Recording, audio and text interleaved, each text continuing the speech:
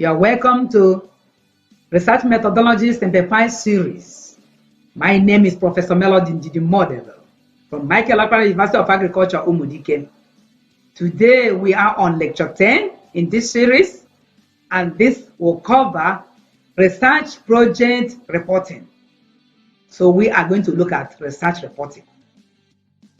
In this lecture, the discussion covers concept of research reports, three major parts of a research report, which are preliminaries, the main body, and the appendix.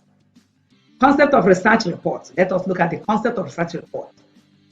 Remember what we discussed in the previous lecture was on research proposal report. Now we are talking about research report institute, the main.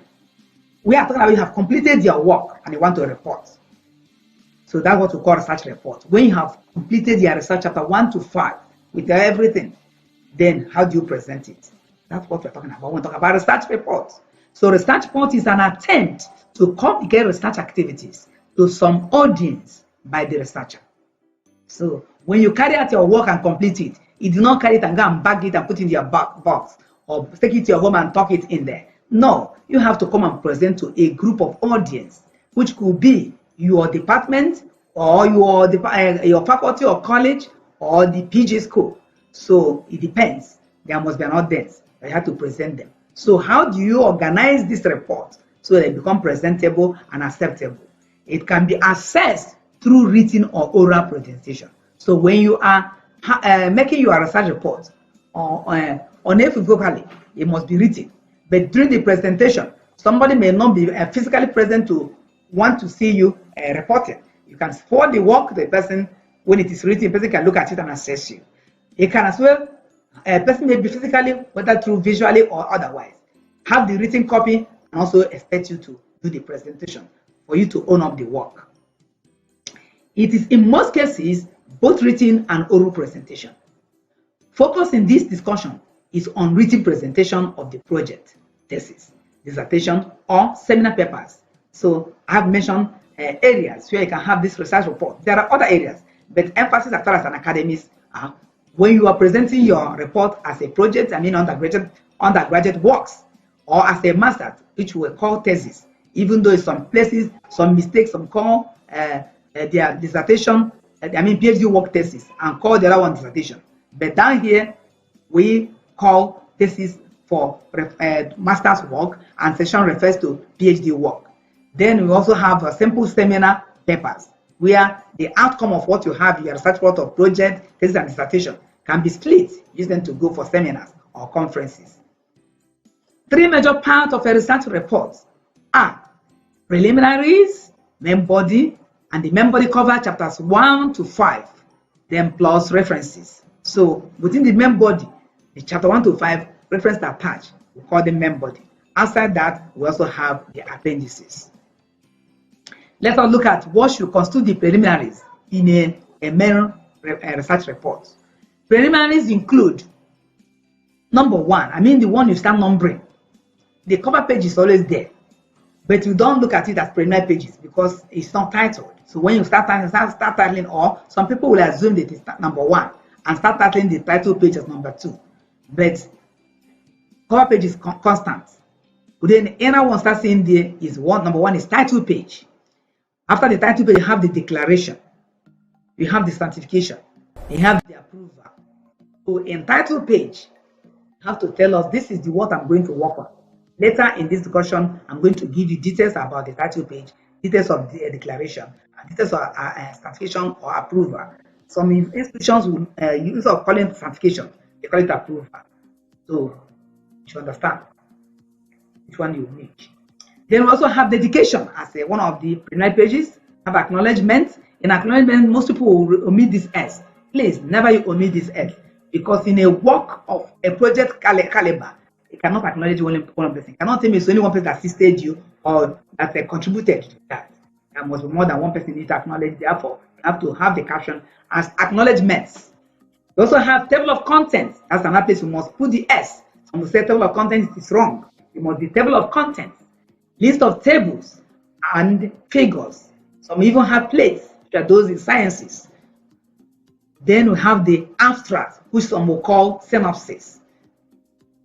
Let us look at the main body. We have mentioned the what constitutes the preliminaries. Let us look at what constitutes the main body of the research report. Main body of the study report covers chapters 1 to 5, plus the references as already said and discussed as shown below. We have the chapter 1. This chapter 1 here, I want to emphasize something here.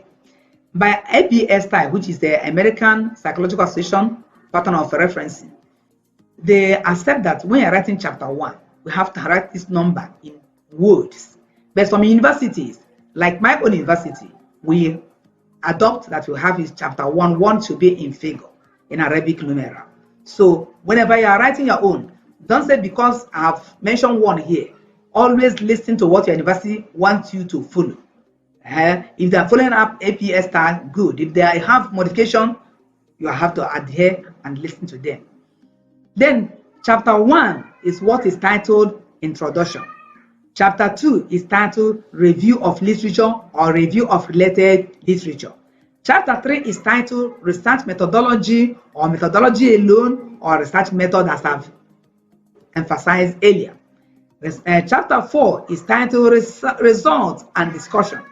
Sometime in the past, this chapter 4 is known as the Analysis, Presentation, and Results. But recently, we believe in chapter 4, what we do here is to present your result and discuss them. We have chapter 3, that is Research Methodology. Like I said before, chapter 4, Result and Discussion. Chapter 5, Summary, Conclusion, and Recommendation. Chapter 5, Summary, Conclusion, and Recommendations. Then remember we say that these main headings, or main chapters, should cover chapter 1 to 5 plus references. Yes. So you have to talk about references inevitably. And references must be there. Then we go to another, last but not the least, in the expected chapters or mandatory chapters in the reporting of your work. We'll talk about appendices, which some people can call annexure. As discussed earlier under proposal, this should cover the instrument for data collection, cover the validated instrument, cover the evidence of reliability tests, population and sample distribution, sampling techniques, and others. Details of the preliminary pages are to be presented later. So let us look at the title page. Like, remember when we were talking about preliminary pages, we said that the first thing we want to look at there is title page. We want to look in detail what title page is all about or what you should see there. The title page carries information on the project. Project what? The project title. So the chapter page, the first thing it showcases to a reader or any person that will handle it or come across it is the title of the work. It will also showcase the name of the researcher, showcase the registration number or identity or address of the researcher, and the formal degree of that person. If you are doing something like masters, you have to tell us, give evidence that you got your first degree and where you got it. Degrees in view, you have to show the degrees in view in that title page. Department, postgraduate school, and institution to which the report is being presented to must be showcased. Then finally, in the title page is the month and year of the submission. Then this is the sample of a title page. So if you look at those things I've listed that must be in a title page, that's what I've showcased here. You can see the title as number 1 thing we say you must have. Effect of phonics, reading strategy on pupils' achievements in world recognition in Umuahia North local government area, Abia State. That is the title. Then, I say next thing is the researcher by Ibebunan Chinyel Antonia. We say you must also showcase the person's reg number or address. You know, registration number is like somebody's address in university. Then you must also indicate the former degree person he has gotten. The person is embarking on a master's degree, which is thesis. So the person has showed that it's BAD NIU. And that institution you got it should be written in abbreviation or in acronym. Then it has to indicate whom you are going to submit work to or what intend to bag the new degree you are looking forward. So you say, for instance, thesis submitted to the postgraduate school, Michael Okwa, University of Agriculture, Modike, impartial fulfillment of the requirements. This S here, some people do not put requirements, not one thing that's required for you to achieve that. Requirements for the award of the degree of Master of Education in Educational Administration and Planning in Department of Educational Management. Then I remember I said the last but not the least I found here is the month of the year. I said here March 2018. So for now, if I'm writing this work now, I will say August 2020. After the title page, next thing we expect to see is declaration page. Some always come to when you say title page, they put page here or put the relation page. No, this is implied. The page, we know page we are in. The page is title declaration. That's okay.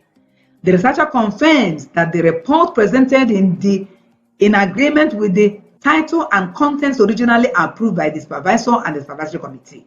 So in declaration, it is you, the student, it is you, the researcher, it is you that is going to present a report that is declaring, that is owning up that what I did is what actually that was approved and actually what I worked with that I'm presenting here. The researcher accepts the ownership of the work, the pros and cons. If there's any plagiarism, the researcher will be held responsible for that. You don't have to involve anybody. It is your work. That's why you are declaring here that you are not stealing any person's work. It's work that you've done as supposed to be done. So we say no plagiarism. Researcher's name, endorsement, and date. This is sample of declaration as we have already explained. The thesis is the original work supervised and approved by my supervisor and supervisory committee and carried out by me, Ibe Bunamchi Antonia. Page number as follows. Impartial fulfillment of the requirements for the award of degree of Masters of Education in Educational Administration and Planning in Department of Educational Management. Name of the researcher, signature, and date. Under your name, you have your original number. Next page, in a premier page, is the approval or certification page. Depends on what language the institution is using. Here, it is you have done a work and declare this is what I've done. Before that work comes for acceptance or presentation outside, a group of people, your supervisory committee must have approved it. So those who have approved it allow you to go and present it must have to indicate it here. And that was called approval page or certification page. The supervisors and the supervisory committee endorsement page. That's what this is all about. It is a confirmation that study is in line with the approved title and body. It makes provision for the names, signatures, and dates for the supervisory committee, the supervisor, internal examiner, head of department, dean, and the external examiner. Sample of approval and certification.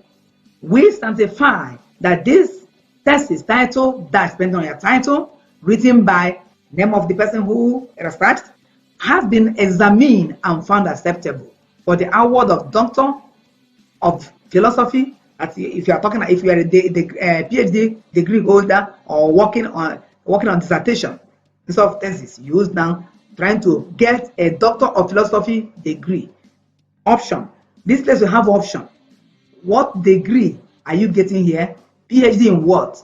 Like in my university, my department, we go for educational administration and planning or educational management. So it's a Doctor of Philosophy degree in educational administration and planning in the Department of Educational Management. The name of your supervisor first, because outside you is the owner of the work.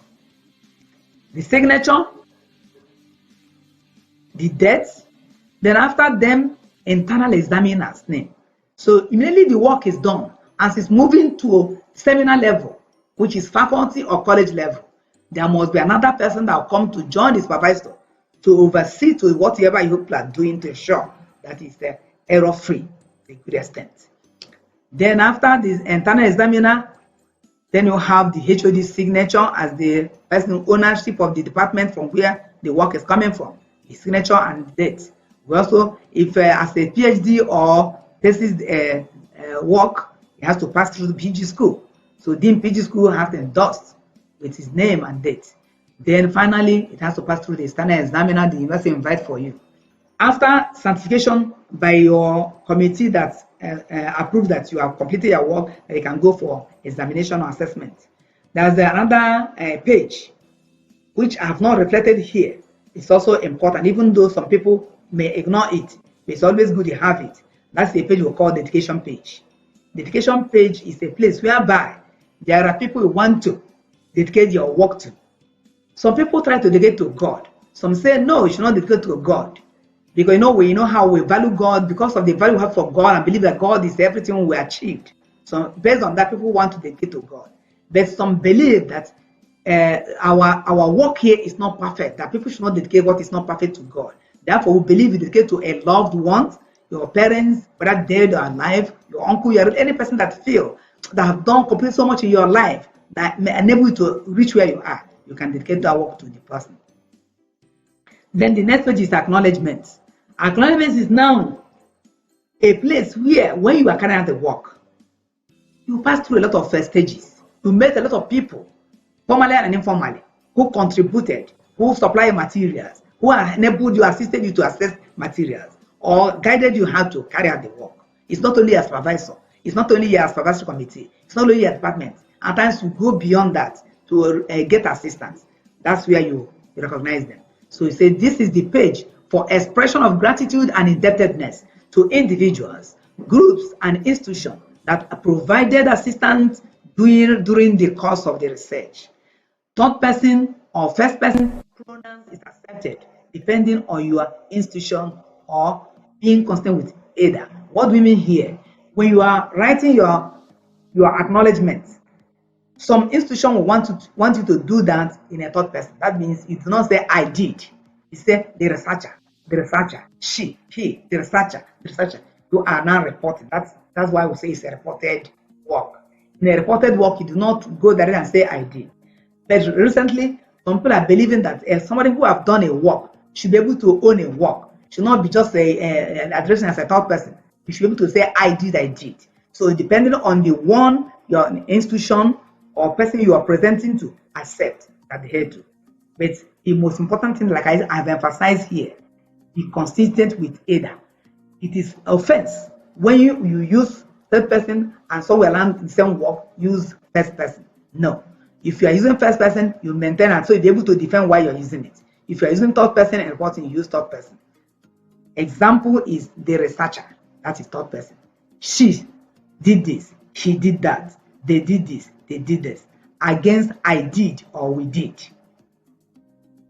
Reported speech is the language. Yes. Because you say you are reporting a work. So when you say reported speech, that means everything should be in the past tense. Remember when we talk about proposal research, proposal report, we say it should be futuristic. The communication should be futuristic. But in this one, it cannot be. You have done it. It's a work you already done, and you are trying to let people know what you did. So it cannot be what you did before, some months ago, or some days ago, or some weeks ago. You start telling as if you are still to do or yet to do it. It must be in a reported speech. No endorsement is required. The appreciation must be, I'm talking about in acknowledgement. Some people, after acknowledging at the end, they try to sign. No, you don't endorse. The appreciation must be sequential. This is very important. When you are doing an acknowledgement, who comes first? This is where you now recognize God as number one that enable you to carry out the work. So you say you acknowledge God number one. If you do not want to acknowledge God number one, then you say after often the last person, that is the utmost person you're going to acknowledge with. But most often we recommend that you acknowledge God first. After first, the next person that did the very highest contribution in your work is your supervisor. Remember, I say it must be sequential. That's what I mean by sequential. After God, you have your supervisor. After your supervisor, you have your internal examiner. After internal examiner, you have your validates. I mean, people that validated your instrument. Some people call it validators. Some say it's validates. Whichever, it's okay. But I believe they are validators. Then you have the analysts, people who have to do the analysis. Yes, even if you pay them, if they have not done it properly, you cannot present it. So you have to acknowledge it. People that type your work, if you are the one that did the typing, no problem. But if you are not the person that did the typing, should be acknowledged for contributing that. There are others in one way. There are people you met. There are people who just say, are you doing a work? You are doing a program. Please go ahead, continue. Do what God will continue to bless you. That is moral support. There are people who did not contribute academically, but they contributed financially. You have to acknowledge such people. There are colleagues you shared information with, who help to one way or the other to do or stayed and they give you support when you're presenting. You have to acknowledge some of those people, friends and families. You have to, most often, I appreciate that you acknowledge your family last. Then in this acknowledgement, you must adhere to a pattern of presenting the names of these people. If you want to use the initial, you have to maintain using initial. You want to use surname first, maintain using forename. You want to use title first, be systematic in the presentation of this. And remember, your families are very important. You don't have to meet them because they are important in your work. Then the next in the presentation is what we call table of contents. Yes, table of contents. This section showcases how a reader can easily locate every content or information available in the report. It performs this role by presenting the preliminary pages, which are titles, chapters, numbers, chapter titles, main section headings, references, and appendices with their pages. So all the things we did, some of them has chapter headings, some of them have subheadings, which we describe as main section headings. Some have subheadings. So each of these are located in different pages. So it is in this page that you organize them and place them. So a person who wants a particular thing does not need to start flipping the pages to see what he's looking for. Just go there with ease, identify the particular thing you want in your work. A sample of table of contents is shown here. See, this is the caption I'm going to give you, table of contents. I can remember I said S must be there. Then you have the page. Then the first content is your title page. You have your declaration. You have your certification. And there should be, for method omitted here, education here again. There should be dedication here, but some people do not value it. The dedication should be there between the declaration and should be between certification and the acknowledgements. So you have the table of content as you have here. It should also be there. Then list of tables, if you have tables to present. And remember, tables are found from chapter 4. Then you have list of figures for those who have figures. You have a list of plates for those who have plates. If you don't have these ones, like we really have these in social sciences or education, you can now move to the next will be abstract. Then after abstract, these abstract ends the preliminary pages. I want to emphasize that these preliminary pages are paged or numbered in a Roman figure. They are numbered or paged in Roman figure. While the other main body of the work is the page or numbered in Arabic numerals. In my own university, our own pagination is Roman numerals, bottom centered for preliminary pages. I say Roman numerals, bottom centered for preliminary pages. So at the bottom of each page, at the center, you put the number in Roman figures. Then for the main body of the work, how do you number it? Top right in the Arabic numeral. That is 1, 2, 3 figures. You put it there. That is how it is numbered. You also have chapter 2, chapter. That's how on every other chapter you have to mention them as I've exemplified here. List of tables and figures. Yes, tables are presented from chapter 4. That is the rule. So if you by chance, as you're writing your literature review, you come across table, you have to lift it and send it to appendix. So chapter 4 start appearing from tables start appearing from chapter 4. And in this chapter 4, the first table you're going to have is titled or numbered 4.1. That means in chapter 4, where you start seeing table, the first table is 4.1. Next table is 4.2. So chronological like that. So can you see sample? Table 4.1, title page, and you have to put color to separate it from the title. Mean ratings of teachers on effective teaching methods. Sample of list of tables. You can see what I have here. So you have list of tables. You can see that this column here is where you have the table numbers. The first table is 4.1, second table is 4.2. And first table, which is 4.1, look at the title here. And the page is indicated here. So this is how you're going to present it so you become standard and appreciable. So now in the chapter 4 where you have the table, this is the shape it takes. And you see the table 1. This one should not be 1 here. It should be 4.1. So this is an error. It's good you point out an error when you see that means you are growing. This should be 4.1 and not 1. It's typographical error. This is 4.1. And this is the title. Like I said, this must be there must be colons separating the table number, and the title. Good. Abstract. Abstract provides a concise account of work done, usually 150 to 500 words, or not more than a page, depending on the institution. Yes. Abstract number. Actually, when you go as a external examiner, or when external examiners come to your school, they may have their own system in their institution. So before they start, they will ask you, how does the university want it? You don't judge based on what you believe in or what your institution works in. You have to judge somebody or assess a student based on what the institution provides for them. So in my own institution, Michael Okpara, he said it should not be more than 500 words in your abstract for students. Some institutions will use less than that because APA emphasize it should not be more than 300. They emphasize on 150 to 250. So highlights of what we should see in abstract.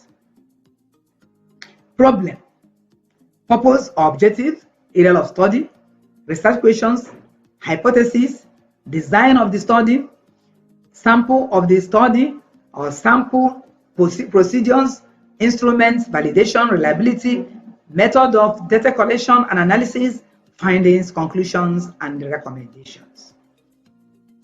APA abstract format. I've talked about general what abstract should look like. Let us look at what APA, whom we believe in, whom we follow, whom we adopt their style, and most universities are following suit, looks like. In APA, they say IPA abstract is a summary of a paper in 150 to 250 words. Like I told you, my institution, we allow them to have their abstract up to 500 words. There's nothing bad in it. There's nothing. Yeah. But if you are working for outside papers, you always listen to what they say. Some people may say 300, so you have to make sure it does not exceed 300. Some will say 200, make sure it does not exceed 200. Some will say 150, make sure it does not exceed 150. So you have to work according to instruction or design of people you are writing to. It describes the research problem, method, result, findings, conclusion, and recommendation. For published papers, it also includes list of keywords. Yes, we have what we call keywords. If you are writing your reports for project you've done as undergraduate or a dissertation or thesis, we do not need these keywords because your work is residing within the institution. We can easily trace it through the department. But if you are writing a work that should be sent outside, published outside, they have pool of work, so many works. They need to find a way of identifying your own work easily, and that's why they request for keywords. Formatted as follows: running head and line to the left at the top page. The heading abstract on the first line is centered. So most often you can see this word abstract is the heading for that abstract and is centered without any other formatting. Do not indent, don't indent any part of the text. Unlike before, sometime they pass. We normally have the abstract italicized. But this time, sometimes don't indent and don't italicize. It says it should be double space. We are talking, this is presentation according to IPS style. Use times New Romans font 12 points. And the abstract comes after you have finished paper. When you are reporting for your work, after work, the abstract comes when you have finished. So you know what you are summarizing. It's not a kind of summary, what you are really giving, the synopsis you are giving.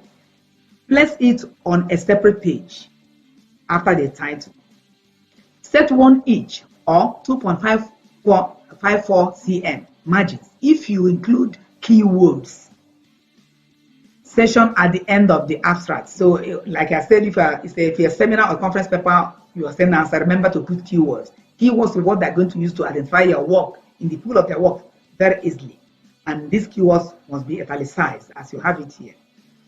Indent the first line and italicize the word keywords while leaving the keywords themselves without any formatting. Look at a typical example. You can see the keywords, see the column separating it with the actual key. These are the keywords. So maybe work you did has a title that captured teacher, captured teaching methods, captured innovation, captured leadership. So anytime they want to trace your work from the pool work, they use any of this work to trace it. APS abstract keywords. At the end of the abstract, you can include a short list of keywords. used for indexing of if your paper is published on a database. Listing keywords will help other researchers find your work. Make sure that the keywords accurately represent the content and are specific to the field. Should I cite an abstract? Yes, whenever you are writing your abstract, some people try to quote somebody or cite somebody. Let us know whether it is necessary. Avoid citing sources in the abstract for these two reasons. The abstract should focus on your original research, not on the work of others. The abstract should be self-contained and fully understandable without reference to other sources. There are some circumstances where you might need to mention other sources in an abstract. For example, if the research responds directly to another study or focuses on the work of a single theorist in general. Now, what we are trying to say here, the only condition where you can cite somebody in the world, there are times you want to work on somebody's work. You say, I want to work on Abraham Maslow's theory of this. So you have not worked, so the name Abraham must come in there. So he said, in general, do not include citation unless absolutely necessary. Then chapter 1, that we have mentioned before. What are the content of chapter 1? I have said it before, we are repeating here because this is close to what you have in a research proposal report.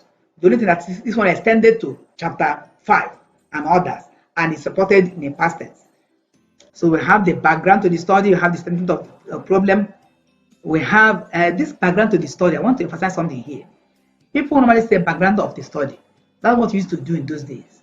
But currently, the right thing is background to the study. When you say background to the study, you are now being specific to the background to the work we are doing, not of any study, of a particular study. Then we'll talk about statement of the problem, talk about purpose of the study, which I've discussed in detail, research questions, research hypotheses, significance of the study, scope of the study. So what actually do we mean by extent of the problem? This is another area. Students have very problem to present. Problem statement formatting. Let us find out how it is formatted. The problem statement is one of the main session headings in the body of the essay under the chapter 1 titled Introduction. Do not center this subheading. In our language, we say flush it to the left. The goals of any problem statement is to define the problem being addressed in a way for clarity and precision. It must focus, or it focuses on the process of improving on teams' activities and steering the scope of the study. A problem statement is usually 1 or 2 sentences. That is, somebody, if you want to summarize their problem, just 1 or 2 sentences to explain the problem. A way of improving project process. A problem statement outlines negative opinions of the current situation and explain reasons. It serves as a great communication tool, helps to get buy-in and support from others. Apply these 5 W's: this, who, what, where, when, and why in defining the problem of the study. So whenever you're trying to present your problem, remember there are people you are referring to. Describe those who. There are what you are discussing. Emphasize on what and where, when, and why. Review the new problem statement against the following criteria. Focus on only one problem. Yes, whenever you're presenting your problem, it's expected the title should be narrowed to a particular problem. Don't go and bring other things to confuse your problem. That's the problem you solve that necessitates you carrying out the research on you having a purpose. So focus only on one problem. 1 or 2 sentences long. Should not suggest a solution. So when you are presenting your STEM problem, this is very, very important. When we were like you, we used to make this kind of mistake. Once you give a solution, then the work has ended. There's no need for you to carry out a work. So that's why the problem is something that presents a problem that has no solution, which the work is intended to find a solution to us. It should cover 3 short paragraphs of not more than a page. Ideal situation is the first paragraph, status quo, second paragraph, and the problem itself that it should not be more than 2 sentences, as we said earlier, and put in either declarative statement or in a question form. 3 key points to get from these definitions are: One, context. So in the problem, like we said, use the other language, the ideal situation, the status quo, and the problem itself. Some other people will look at in this context, you say, what is the context of this problem? Establish a context for your audience. Problem itself, define the problem within the context.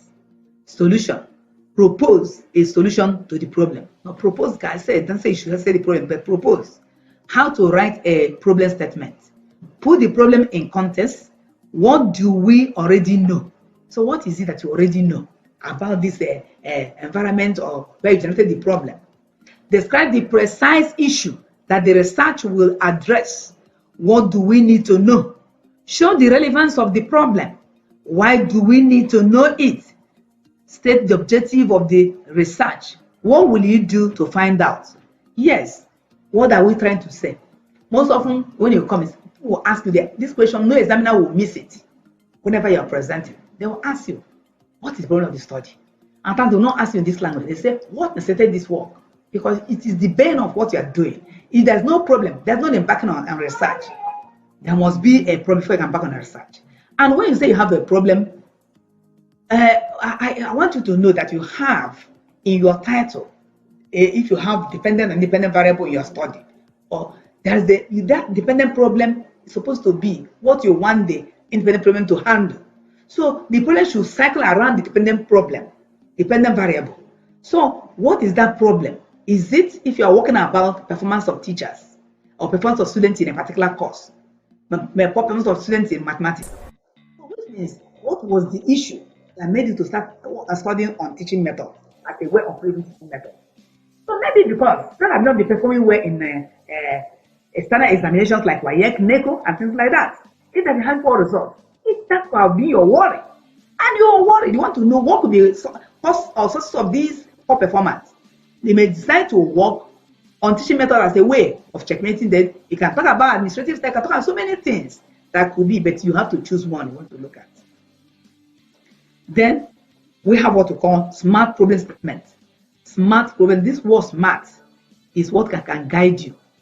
Smart problems that you use this acronym to narrow and make your problem statement concise. A problem statement must be smart. The acronym represents specific, that's being precise. Yeah. If you're talking about problem, it's not a gaze, you don't jumble things. Tell us the problem. Is it that the environment of learning is very poor? That's what moves you to study what you want to study. Is it that lecturers or teachers are not happy? What is the actual thing that moves you to this? You have to be specific. And he said the M there is measurable. Measurable. What you are going to study, the problem you have to measure it. And when you're measuring something, that means you must have the science cost to it. So the same must be quantifiable. It must be action-oriented. When you say action-oriented, it must be achievable. You do not go and carry out a work that cannot achieve. Say, set up a goal that you cannot achieve. You have to set a goal that's achievable. A goal that is action-oriented. When you perform and say, I've achieved, you have done that, people will look at it and see it, that you have really done it and achieved it. Another one, R stands for relevant. So you must make sure that the problem, all the things you are saying there are very pertinent and they are time-bound. That means you have to make sure that problem that's guiding what you're going to has a time-bound, deadline, defined duration. A good statement of problem comprises the above. We are moving to chapter 2. Chapter 2 is about review of literature. Review of literature, in presentation of that, you have to talk about the preambles, as I earlier stated, when we're talking about research proposal report, like the how about the same main section headings. The difference between them is one is in a reported format, the other one is in a futuristic language. And this one we're talking about covers chapter 1 to 5. The other one ended in chapter 3. So the same heading, you are going to present this under these 4 major main section headings: conceptual framework, theoretical framework, empirical studies, and summary of the literature review. Then chapter 3, research methodology, as already said, give the preamble, give the design of the study. Remember, in the design of study, why I'm not dwelling on this now, because when we get to chapter 3 itself and chapter 4, we talk about design of the study. So design is that there is a particular design that is suitable for a particular work. So you have to know whether it's a descriptive work, whether it is a correlational work, whether it's empirical work, whether it is effect, whatever. You have to find out, or cause effect. You have to find out which one is a simple survey. Then you have to look at the area of the study. The area of study, you have to talk about the area you are locating the work. The area the work will cover. Is it a work that will cover about all teachers in Abia State, all teachers in Anambra State, all teachers in Southeast Nigeria, all teachers in Nigeria, and things like that? That is, we are talking about area of study, and in this case, you have to use my boundary and everything to delineate them. Then you talk about population of the study. Yes, population of the study. We'll talk about in a substance chapters, we're going to deal with this one in details. I'll talk about sample and sampling techniques. We're going to deal with this one in detail in next chapter. Instrument for data collection. Validation of the instrument, reliability of the instrument, method of data collection, method of data analysis. These are the main session headings that you must have in your chapter 3, titled Methodology. Chapter 4 is will contain or comprise of these presentation. Like I said, the title is Result and Discussion.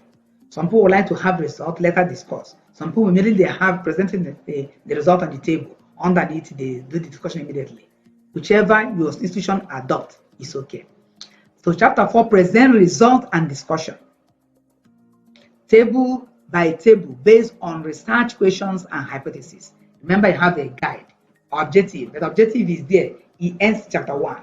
But they are translated into research question and objective and the research hypothesis. So these are what you are now going to present. Research 1. What is the relationship between transformational leadership and educational administrators' administrative effectiveness? I think this is your research question 1, which means there must be a table to back this up. Therefore, have table 4.1. As I told you, that table starts appearing from chapter 4. And the first table in chapter 4 is known as 4.1 before you have the title. Chapter 5 is titled Summary, Conclusion, and Recommendations. In this particular chapter, like we discussed earlier during the report for proposal, it's about the same heading, but in chapter proposal report, we don't get to chapter 5. We always stop at chapter 3. So for this chapter 5 that has these 3 major captions, summary, conclusion, and recommendation. Inside the work, you have more than these 3 captions. You have more captions as I'm going to enumerate. Chapter 5 covers summary of the study, conclusion, educational implications, limitation to the study, recommendation, suggestions of further studies. Like I've said some time ago, that in summary, you have to emphasize on the summary of the work. From the English language, summary means recap of all the things done, especially the major points and major findings. It does not narrow itself to just major findings. No. Conclusion, I said, is another very important aspect of the research report. Most external examiners are highly interested in this area. They must always ask you, what is the conclusion of the work? Because you have mentioned ad initio the title of the study, you related it to the purpose of the study, you related it to the objective of the study, you related it to the research questions and hypotheses. Now the research has gone and the scheme analyzed. So what is the conclusion of the study? So it must have relationship with the purpose. It must have relationship with the objectives. Another thing is educational implications. Yes, when you have outcome of each of the objective or research question hypotheses, whatever is the major findings, there is need for you to know whether that finding has any implication in the educational setting. Like I've said sometime, if you are studying about leadership styles and you find out there's a leadership style that is commonly in use and there are ones that are very necessary but are not in use. So lack of use of such, does it have any implication? Is it good? It's not good? Why? What do you think? That is the implications. So every finding must have its implication, positive or negative. You have to make it open. We also talk about limitations to the study. In limitations to the study, some people tend to confuse it with the delimitations that is located in chapter 1. That is when you talk about scope of the study. Another word for scope of the study is the delimitation. So delimitation is not same as limitation. Limitation is found in chapter 5. And here you are talking about what are those limitations? What are those impediments, hurdles that you cannot cross as you are doing this work? Therefore, its presence, which you are not able to manage, can tamper or hamper the generalization of whatever findings you've made. I said that in limitations, there are things we do not of present consider as limitation. Ab initio or before now, people used to, their students used to think that lack of time is a limitation. No. Some think that lack of finance or inadequate finance is a limitation. No. This is because during the sampling technique or during the choice of the title, you are advised to consider a topic of interest, a topic of your competence, a topic of your own scope that you can complete within the scheduled time when you wish to have completed the work. If it's a work that's supposed to last 1 year, you have to pick a work that can complete within 1 year. Therefore, if you are not able to finish it, you on your own, it cannot be seen as a limitation. Because if you have worked hard, you will meet up. Likewise, if you are having financial challenges, it's not a limitation, it's just a challenge. Because eventually, you have to sort it out and bring the work to completion. Therefore, they are not limitations.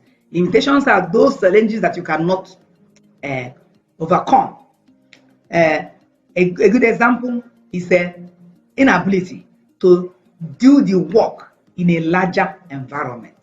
A person who studied the impact of COVID-19 in Anambra State cannot, from finding to find within Anambra State, generalize that finding. Say, this is the what happened about COVID-19 in Nigeria.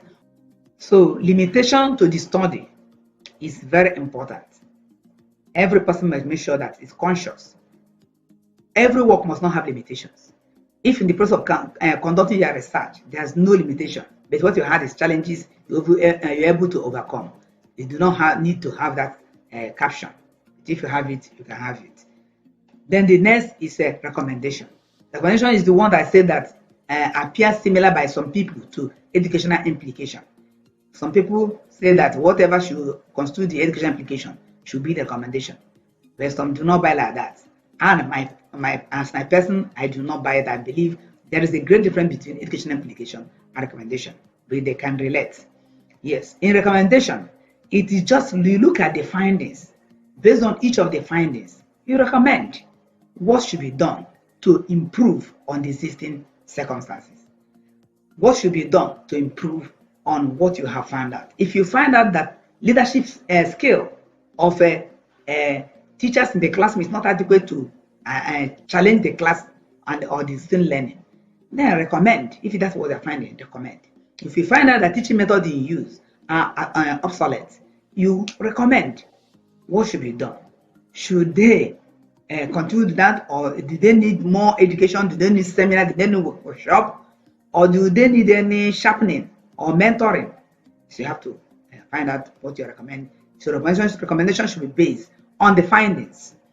The last but not the least is suggestion for further studies. Yes, suggestion for further studies is also very good. That means at the end of your work, there are other people that will come and make reference from your work. Some people are coming to your work to take it as a reference point in what they are doing, to borrow some work to see how you did. Some are also looking at your work to know what areas you suggested based on the one you've done. There are areas you feel that if you had got more time, you would have loved to cover to buttress your work. But because of the scope you have chosen, you did not cover that. You can suggest those. And in suggestion, make it a title, a research title. Don't just mention a phrase. Mention a phrase that will look like a research title so people coming will really know what it means. It could be in terms of location. You have studied something in a particular area. It could be studied in a larger area or on another side. References, like I said before, is another very important aspect of the article. Because you cannot write a report or do your research without having intercitation. And intercitation, where you are quoting people, borrowing people's work, either verbatim or by paraphrasing or anyhow. At the end, you have to, all this we cited, there must be reference. Anyone not reference, you are doing plagiarism, which you know what it is, the position it is in today's academics. If you do not reference properly or cited properly, you can be taken. Your work can be cancelled. Something can happen. Can be denied some certain right. So it's good that you make sure you reference your work and reference accordingly. We in educational and then social sciences discipline, we believe in APA style. APA style, like I said, means American Psychological Association style of referencing. So that is also called author-date referencing style. So there are so many things that are involved in the referencing here. Make sure that it's the name or people quoted, you want to reference them, you have to stand and present them alphabetically, using their surname. We say it must be author-date. So a reference is a complete list of references used in a piece of writing, including the author name, date of publication, title, and more other information. Referencing acknowledges the sources that you use to write your essay or assignment paper. The American Psychological Association APA style is a widely used author-date system of referencing or bibliographic citation. I hope you know the difference between referencing and bibliographic citation. There's a referencing, you mean all cited are referenced. But in bibliography, there may be ones you did not cite in your in-text work, but you make use of it somehow. They did not refer, but the idea you got from them assisted or may assist somebody who want to read more. If you include those ones, you are going to bibliography. Let us look at what you mean by intercitation, because students have this as a challenge when they are writing or reporting their work. In intercitations are used throughout the writing to acknowledge the sources of information. So when you are writing inside the body of the work, whenever you are trying to cite somebody, whenever you are trying to quote somebody, whenever you are trying to declare that you are using somebody's work within the body of the work, that's what we call intercitation. The way it is presented varies. The full references for the citations are then listed at the end of the research in the references list, as I earlier explained. Let us look at typical examples of referencing and intercitations. Whenever you are referencing, it could be books you are referencing. It could be journals. It could be something found in the net. It could be discussion. It could be this or that. So many things, you got information from different angles, different sources. So in the current APA, there are formats for citing each of them. So for a books by single author, you know, books can be authored by more than one person. But when it's authored by a person, we call it a single author book. So in a single author book, how do we reference it? If it's the person that wrote it is Anderson, so you start like it's the APA is an author date. So you start with the author's name. And the author's name we emphasize here is the author's surname. Author's name, comma, then bring the person's initials. Then after the initials, which should be separated by what we call periods or full stop. Then in bracket you have the year of publication of that work.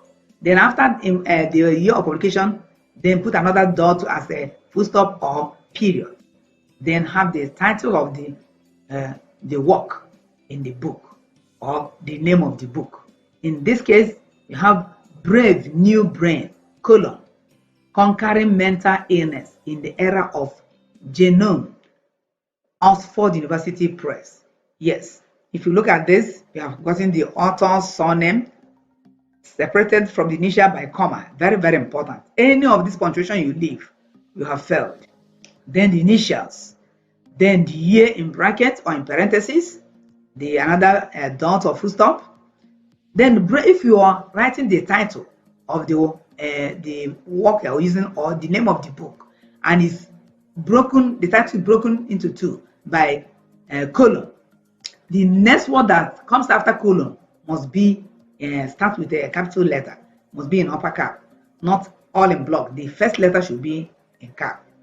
And that's what we have here, concurrent. So you can see it is started with capital. You cannot start it with small letter. That is the format. Then we normally have year place of publication. The current APS style tends to ignore the place of publication. But if you still have it, it's something that can be written and say it's not in order. It is good. So if you want to acknowledge the place of publication here, you can place it Oxford, then colon again, Oxford University Press. But in this case, if you do not place, you must make sure you mention the university press or the place of publication. Then if you want to cite this as an in-text citation, look at the way you're going to read. Inside the work, you just mention the surname and the year. Your surname and say Anderson 2001 stated. Can you see the difference between in-text citation and the reference citation? In the reference, this is what you have cited inside a work. So now I want to give us details about this person we just cited. Mention the surname and the year. Now I have to give us the surname, the initial, the year, the title, the place of publication, and the what? Publisher. So it's more detailed here. Another way you can cite it, if you don't want to cite the author at the beginning, you want to cite at the end. Look at how it is cited. You have big brackets where you have the whole thing inside it. The surname is there, comma, then the year. You close the bracket and full stop. Unlike what you have here, where the surname is outside the bracket. So if you are quoting at the end, you have it like this.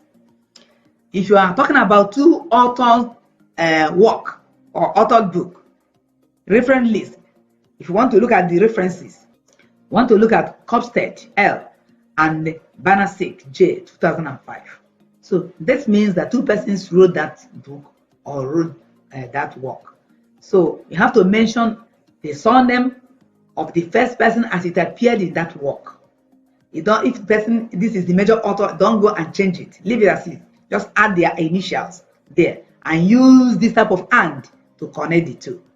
We normally use ampersand, a symbol for and, not and in words as A-N-D. Then as usual, the initial and the year, put full stop, put the title of the book, like this one is say Pathophysiology. Then what edition, if it's a detailed, tell us it's third edition, in brackets, and you see how I put edition, I didn't write edition in food, it's ED. Then Saunders, that is the publishers. For the in-text citation of the same work, you have it, you can see that for you use the two surnames of the authors. Initial, you do not need to bring in the initials. When you are citing inside, you have nothing to do with the initials. At the in-text citation, it's only at the reference list that you need the initials. So only their surname and the date is very important. And in conjunction, you're going to use here as the and, will not be an ampersand. You have to use the word and as it's written in a real English word, A-N-D, to join the two authors. Here, stated. If you want to do the same at the end of the sentence, where you have a bigger bracket, having everything inside it, you have the two surnames and they use ampersand to connect them. Then in this case, it must not be ampersand. If you use and as a word here, it's acceptable. If you use and as an ampersand, it is acceptable. But if it's in the reference, it must be ampersand. For 3 authors, up to 20 authors, the way it is referenced is also different. Yes. You can see here in reference list, you have 1, 2, 3. 3 authors here. So by APA, they say at the first instance, once the number of authors are less than 6, list them at the first instance. You list them. If you list them, put their initials. I'm talking about listing them first when you are doing in-text citation. And if you're putting them inside, use the authors and the date. Make sure all the authors, whether they are 5, write them out. And like here, you have Zender, you have Whitehead, you have Eliot, and the year 2007 stated or did this. But in the referencing, you also the same thing, but the only thing here, you have to use comma to separate, reflect the initials, as I've already taught you before, then the year, full stop, the title of the book or whatever, put the edition and the publisher, as you can see here. MB, no, I want you to note this. Within each entry, author names should be listed in the order in which they appear on the source or as displayed on the title page. Don't go and do your own rearrangements. In the in-text citation of the same thing, as I told you before, well, some institution will say once there are more than two, that we don't want you at the initial to quote all the authors, that you should use their top. That is and others. But APA will always encourage you that at the first instance, once there are not more than 5, more than 6, to quote all the authors in full, write all the surnames of the authors involved at the first instance. Then other ones, you can now use the first author, surname, and et al. To continue. And that's what we have here in this. Then at the end, if you're quoting at the end of the sentence, it should be like this: Tinder et al. 2007. Give the name of the first author and abbreviate others to et al. That means and others.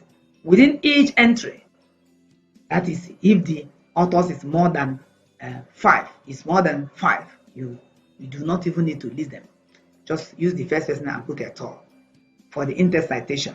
Then when you go to the references, you reflect all of them. So within each entry, author's name should be listed in the order in which they appear in the source or as displayed on the title page. In-text citation, give the name of the first author and abbreviate the others to et al. Et al. Simply means and others. Change the et al. 2007, which means once you say et al., that means it wasn't only Sheda that wrote this book or this article, that he wrote it in alongside with others. There are so many that don't want to cite none of them. So if you want to see those that jointly did the job, you go to the reference list. References. APA referencing style is an author date style.